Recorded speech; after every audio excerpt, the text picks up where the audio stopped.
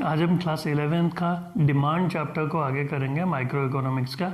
तो डिमांड का जो है कुछ 1 मार्कर करे थे और कुछ 3 मार्कर 4 मार्कर जैसे कि लॉ ऑफ डिमांड डिस्टिंक्शंस करे थे।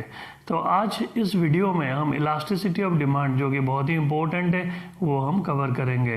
तो इलास्टिसिटी ऑफ डिमांड जो है इसमें कुछ ग्राफ्स है और इससे न्यूमेरिकल्स भी आता है। तो पहले हम क्या पढ़ेंगे, पहले हम प्राइस इलास्टिसिटी ऑफ डिमांड का डेफिनेशन पढ़ेंगे।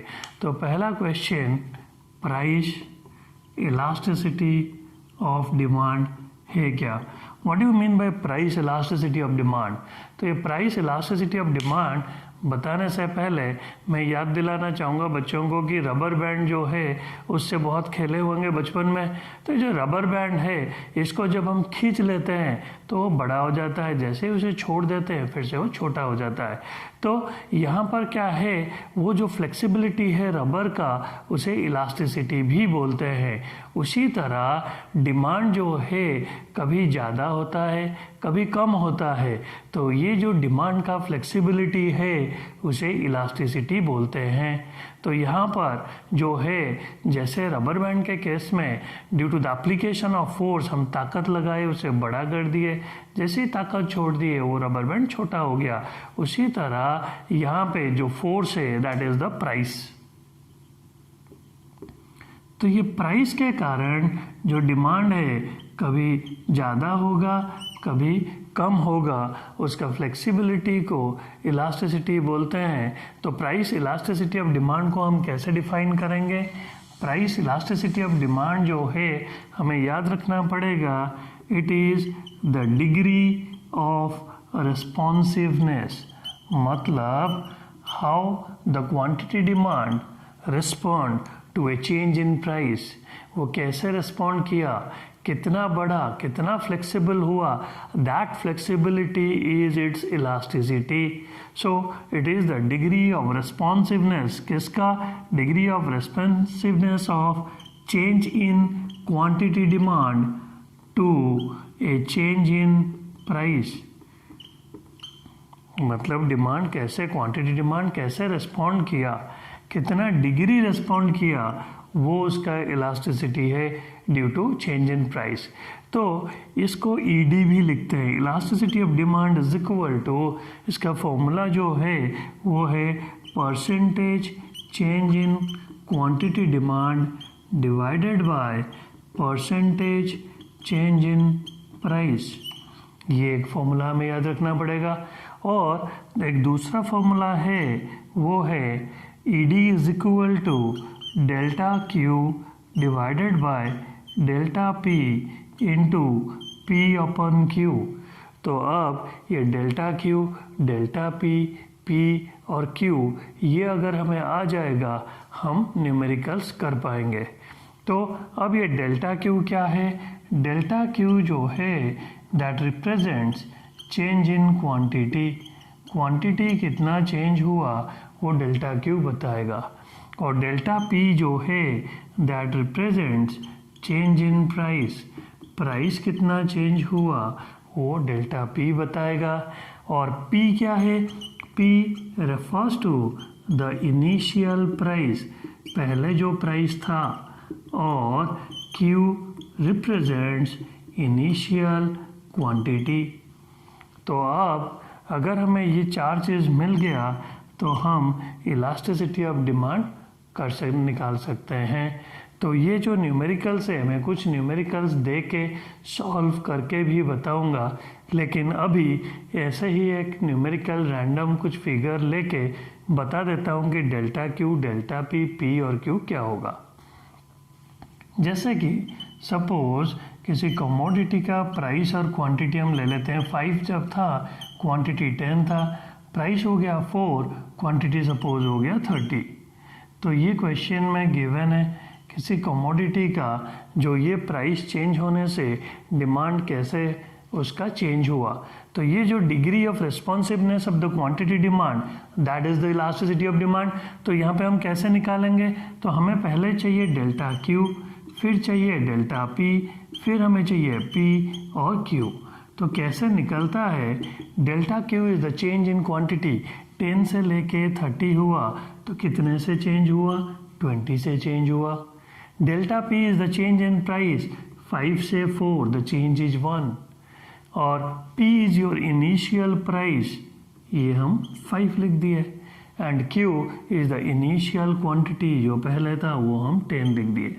अब सबसे इम्पोर्टेंट चीज़ ये है ignoring plus and minus sign, तो इसका कोई जो है यहाँ पे इम्पोर्टेंस नहीं है, हम इग्नोर कर देंगे ताकि बच्चों के लिए इजी हो जाए, नहीं तो बच्चे माइनस साइन लेके परेशान होते रहते हैं, उसका कोई कीमत नहीं है। हमें सिर्फ इलास्टिसिटी बताना है तो हम हमेशा प्लस और माइनस साइन इग्नोर करके करेंगे ताकि हमारा आंसर कभी गलत ना हो, हमें कोई कन्फ्यूज़न ना हो।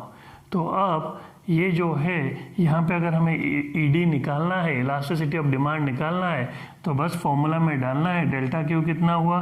Delta Q is 20, delta P कितना है? 1, और पी कितना है? पी इज़ 5, और क्यू कितना है? क्यू इज़ 10, तो ये कट गया, तो 2 × 5 आंसर 10 है, so E D is equal to 10।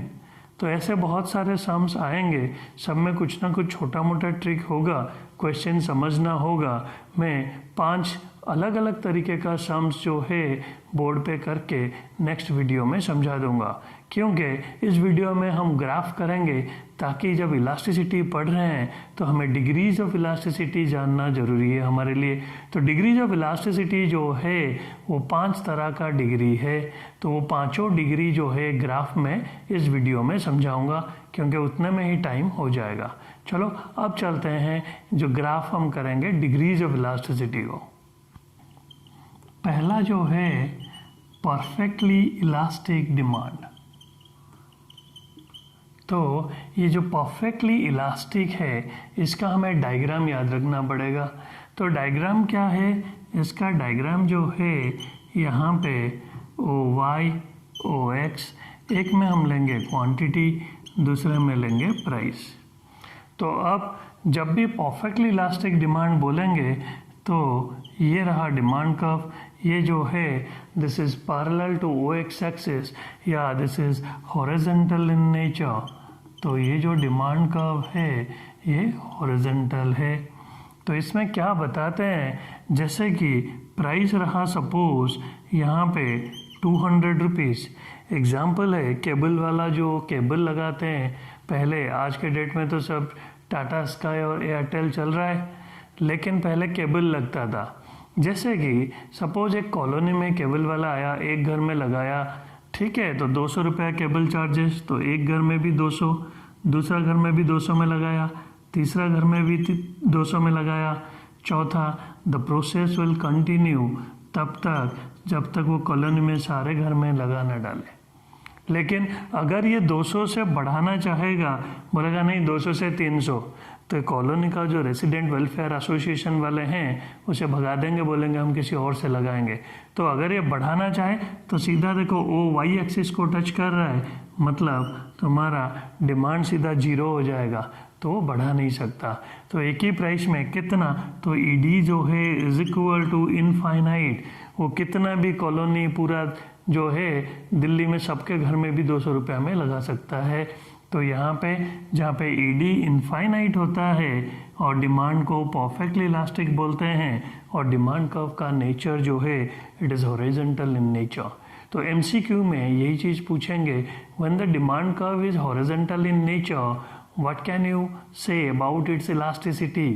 तुम्हें ऑप्शन दे देंगे, relatively elastic, relatively inelastic, perfectly elastic, perfectly inelastic, उसमें से तुम्हें चुनना है।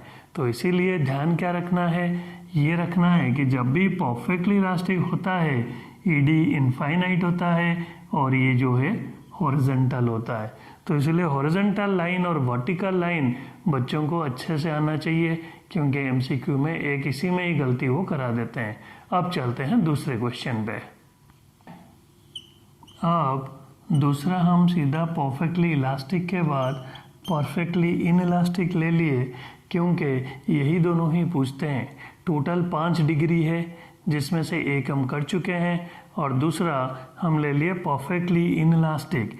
तो यहाँ पे जो डिमांड कर्व है ये याद रखना है, ये वर्टिकल लाइन बनेगा। तो वर्टिकल लाइन इसीलिए बना, जैसे कि एग्जाम्पल हम ले लेते हैं नमक का। तो नमक जो है अगर सस्ता मिलेगा तो हम खुशी से सब्जी में 1 चम्मच के जगह 2 चम्मच डाल के नहीं खा सकते। तो इसका मतलब प्राइस कम होने से हम ज़्यादा डिमांड नहीं करते हैं। उसी तरह अगर महंगा हो जाएगा तो भी आधा चम्मच डाल के नहीं खा सकते। तो प्राइस कुछ भी हो, नमक का डिमांड उतना ही रहेगा, तो क्वांटिटी उतना ही है। देखो प्राइस जो है P से चाहे P1 हो या P0 हो, कुछ भी हो, क्वांटिटी डिमांड उतना ही रहेगा। तो ये इनइलास्टिक हो गया, ये परफेक्टली इनइलास्टिक। यहाँ पे ED इज इक्वल टू 0 बोलते हैं, बिल्कुल भी इलास्टिक नहीं है। या मेडिसिन का ले सकते हैं एग्जाम्पल, जैसे दवाई जो है अगर सस्ता मिले तो अभी से हम जो है कैंसर, ब्लड प्रेशर, BP, वो डायबिटीज़, कोई भी बीमारी का पहले खा के नहीं बैठेंगे, सस्ता मिल रहा है चलो खा लो भाई दवाई। या महंगा मिले तो अगर ज़रूरी है, बीमार पड़े हैं, तो फिर हम ऐसे नहीं कर सकते कि भाई अभी महंगा मिल रहा है, जब सस्ता होगा तब खरीदेंगे। तो ऐसे चीज़ें जो है, मेडिसिन हो गया, सॉल्ट हो गया, जिनका डिमांड उतना ही रहता है इरेस्पेक्टिव ऑफ प्राइसेस, उनको बोलते हैं the demand for the commodity is said to be perfectly inelastic. तो अब 1 मार्कर MCQs में क्या पूछते हैं, यही चीज़, when the demand curve is vertical in nature, अगर ये वर्टिकल लाइन है तो उसका डिमांड बताओ, इलास्टिसिटी बताओ। 4 ऑप्शन दे देंगे, relatively elastic, relatively inelastic, perfectly elastic and perfectly inelastic. तो इसीलिए हॉरिजॉन्टल और वर्टिकल लाइन जानना जरूरी है। ये खत्म, अब चलते हैं नेक्स्ट। अब हम करते हैं मोर देन इलास्टिक या रिलेटिवली इलास्टिक क्या है। रिलेटिव इलास्टिक या मोर देन इलास्टिक में क्या है, ED जो है मोर देन 1 या ग्रेटर देन 1 जब होता है तब हम बोलते हैं मोर देन इलास्टिक। कैसे, ये देखो एग्जांपल में सपोज डिमांड का वैसे फ्लैट होगा तो यहाँ पर मोर देन इलास्टिक होता है। कैसे, ये देखो, ये रहा प्राइस और ये रहा तुम्हारा क्वांटिटी। सपोज प्राइस थोड़ा सा चेंज हुआ from P to P1, quantity demand जो है वो ज़्यादा चेंज हो रहा है, जो Q टू Q1 का डिस्टेंस ज़्यादा है। और फॉर्मूला क्या बताता है, फॉर्मूला में हम ये बोलते हैं ED is equal to percentage change in QD, that is quantity demand, divided by percentage change in price. तो जो percentage change in quantity demand ये ज़्यादा है, तो अगर न्यूमरेटर ज़्यादा होगा, डिनोमिनेटर देखो कम है, परसेंटेज चेंज इन प्राइस, तो आंसर हमेशा मोर देन 1 आएगा। तो जब भी ये मोर देन 1 आएगा तो हम बोलेंगे जो कमोडिटी है दैट इज़ हाईली इलास्टिक, या दैट इज़ रिलेटिवली इलास्टिक, या दैट इज़ मोर देन 1, तो मोर देन इलास्टिक। तो ये कैसा कमोडिटी है जो मोर देन इलास्टिक है, जिसका प्राइस थोड़ा सा चेंज होने से क्वांटिटी डिमांड बहुत ज़्यादा बढ़ जाता है। ये हम ले सकते हैं सब्स्टिट्यूट गुड्स का एग्जाम्पल, पेप्सी और कोक। तो अगर पेप्सी का प्राइस 1 रुपया भी वो कम कर देंगे या कोक का प्राइस 1 रुपया वो कम कर देंगे, तो जिसका भी प्राइस 1 रुपया कम होगा लोग उस पर टूट पड़ेंगे, उसका डिमांड बढ़ जाएगा क्योंकि दूसरे के कंपैरिजन में वो सस्ता हो गया। तो ये हो गया हाईली इलास्टिक या मोर देन इलास्टिक का एग्जाम्पल। अब चलते हैं नेक्स्ट पॉइंट पे। तो अब जो है हम चौथा कर रहे हैं वो है यूनिटरी इलास्टिक। तो यूनिटरी इलास्टिक में क्या है, ED इज इक्वल टू 1। यहाँ पर वही सेम फॉर्मूला है हमारा, percentage change in quantity demand divided by percentage change in price.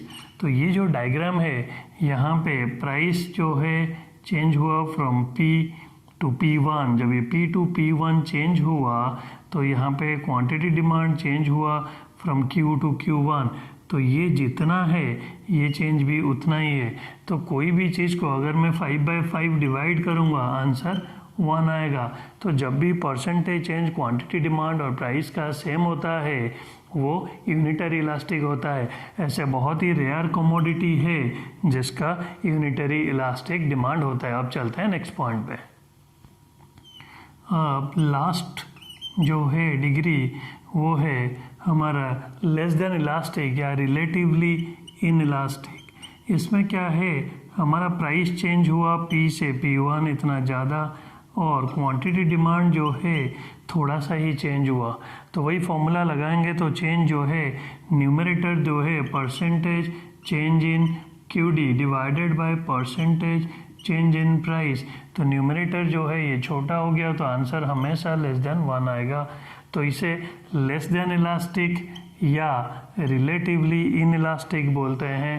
ये वैसा प्रोडक्ट होता है जैसे हैमर हो गया, स्क्रू ड्राइवर हो गया, तो इनका जो है इलास्टिसिटी कम है। प्राइस चाहे कितना भी चेंज हो जाए तो हैमर तो एक ही चाहिए, तो उसका डिमांड उतना नहीं बढ़ता। तो ये जो है लेस देन इलास्टिक जो है, इसी के साथ हमारा 5 डिग्री हो गया। अब मैं ये सबको एक साथ लेके कंसेप्ट को एक बार बता के एक क्वेश्चन करा के क्लास को ख़त्म करूँगा। तो अब चलते हैं 5 डिग्री एक साथ पढ़ेंगे। तो अब हम 5 डिग्री जो है एक साथ कर रहे हैं। तो यहाँ पे क्या है, 5 डिमांड कर्व मैंने बना दिया। ये D1, D2, D3, D4। तो जो 5 कर्व है, 5 कर्व में डिग्रीज अलग अलग है। तो ये जो है हम पहले डिस्कस कर सके थे, ये वर्टिकल लाइन है। तो D के केस में D इज इक्वल टू 0। तो ये स्टीफ लाइन है, तो D1 जो है ये जो है लेस देन 1, और D2 जो है हमारा इक्वल प्रोपोर्शन में है एक्स और वाई एक्सिस के, तो यहाँ पर इक्वल टू 1, ये हो गया D2। और D3 जो है ये फ्लैट है, तो ये हो गया हमारा मोर देन 1। और D4 जो है वो इनफाइनाइट। तो ये 5 डिग्री जो है एक साथ आ गए। ये बताने का रीज़न ये है, सिर्फ इतना बताना कि ये जो है 0 था, ये जो है लेस देन 1 था, ये इक्वल टू 1 था, ये मोर देन 1, और ये इनफाइनाइट। ये क्या हो रहा है, जब भी डिमांड कर्व फ्लैट होता जाता है तो इलास्टिसिटी जो है बढ़ता जाता है। तो ये नेचर को समझना ज़रूरी है, क्योंकि इसी पे बेस्ट मैं अभी एक क्वेश्चन दूंगा। तो जो बच्चों को ये चीज़ समझ में आ गया तो वो कर पाएंगे। नॉर्मली जब भी क्लास में मैं पढ़ाता था, ये बताने के बाद ये क्वेश्चन देने से 80% बच्चों को समझ में नहीं आता था आंसर। वो सुनने के बाद लगता था कि अच्छा हाँ यही था। तो इसलिए इसको ध्यान से देख लो। तो यहाँ पर जो है ये डिमांड कर्व जैसे ही फ्लैट होता जाता है, इलास्टिसिटी बढ़ता जाता है।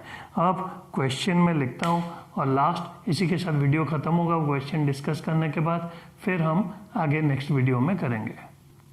तो क्वेश्चन ये है, 3 मार्कर आता है, जब भी आता है बहुत बच्चों का आंसर नहीं आता। When 2 demand curve intersect each other, which one will have higher price elasticity? तो यहाँ पर जो है ये प्राइस है, हायर प्राइस इलास्टिसिटी। तो ऐसा क्वेश्चन आने से पहले तो डायग्राम करने में परेशान हो जाते हैं। तो डायग्राम में अभी करके दिखा रहा हूँ। तो एक कर्व हम ऐसे ले लिए, ये सपोज D है, और एक कर्व ऐसे ले लिए, ये है D1। तो अब 2 कर्व हो गया। तो हमारा क्वेश्चन ये बता रहा है कि अगर ऐसे 2 कर्व है तो किस में हायर इलास्टिसिटी है। तो आंसर इसका बहुत ही सिंपल है। जो मैं कंसेप्ट अभी बताया था, अगर इसको ध्यान दिए होंगे तो आंसर उस कंसेप्ट में मैं बता चुका था। वो कंसेप्ट में ये बताया था कि जैसे ही डिमांड कर्व फ्लैट होता जाता है, इलास्टिसिटी बढ़ता जाता है। तो आंसर इसका ये है कि the flatter curve will have higher price elasticity. तो फ्लैटर कर्व में ज़्यादा इलास्टिसिटी होगा। कैसे, उसे हमें डायग्राम करके और डायग्राम को एक्सप्लेन करके समझाना है। तो यही डायग्राम में मैं एक्सप्लेन करके समझा देता हूँ। ये 2 कर्व हैं, तो यहाँ पे जो है इंटरसेक्शन, जो पॉइंट ऑफ इंटरसेक्शन से मैं खींच लिया। तो प्राइस निकालने के लिए दोनों का, तो इस प्राइस में दोनों कर्व में क्वांटिटी डिमांड सेम था। तो अब प्राइस चेंज कर देते हैं। तो प्राइस को कम कर दिया फ्रॉम P टू P1। तो जैसे ही मैंने कम किया तो quantity change Q to Q1 आया D1 कर्व में, और क्वांटिटी चेंज जो है इस प्राइस में D कर्व में आया Q2। तो जो चेंज है आप लोग देख सकते हैं, जो D कर्व है उसमें चेंज है Q2। तो जब Q से लेके Q2 तक चेंज ये बड़ा है तो इसका इलास्टिसिटी ज़्यादा होगा, क्योंकि फॉर्मूला है percentage change in QD divided by percentage change in price, तो जहाँ पे ऊपर न्यूमरेटर जो है चेंज बड़ा होगा वहाँ पे आंसर जो है वो ज़्यादा इलास्टिक होगा। तो यहाँ पर जो है डी कर्व में ज़्यादा है, तो डी कर्व में जो है इलास्टिसिटी ज़्यादा है। तो आंसर क्या हुआ, फ्लैट कौन सा कर्व है, डी कर्व फ्लैट है, D1 स्टिफ है। तो इसीलिए when two demand curve intersect each other, the flatter curve will have higher price elasticity। इसका स्क्रीनशॉट भी ले सकते हैं आप लोग। अगर वीडियो आप लोगों को पसंद आया तो लाइक, कमेंट, सब्सक्राइब के साथ साथ लोगों से करवा के शेयर भी करवाइए ताकि ज़्यादा से ज़्यादा बच्चों को हेल्प मिल सके। अभी भी बच्चे ढूंढ रहे हैं कि कहाँ से 11th का इको पढ़ेंगे या 12th का BST पढ़ेंगे। तो हमारा पर्पज़ है सबको हेल्प करना, सबको सर्व करना। Thank you.